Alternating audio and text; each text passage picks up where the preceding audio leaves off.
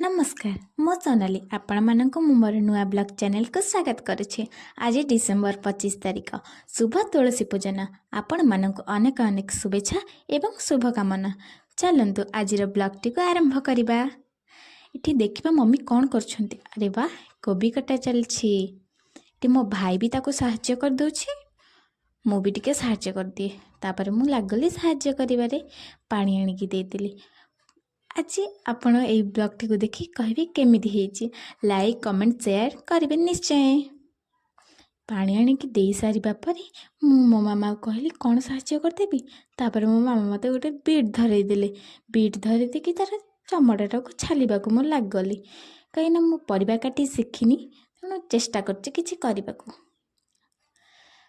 अरे एबे मु बीट रो चमड़ा छाली सारा पर ताको काटिबाकू लागली छोट छोट करी। देखिबा केते बाट काटी पारुछि।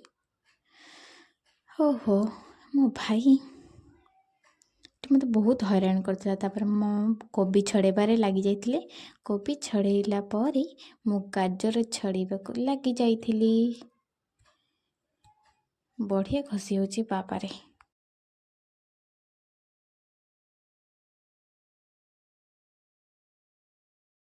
एबे देखिबा मामा कौन करछंती।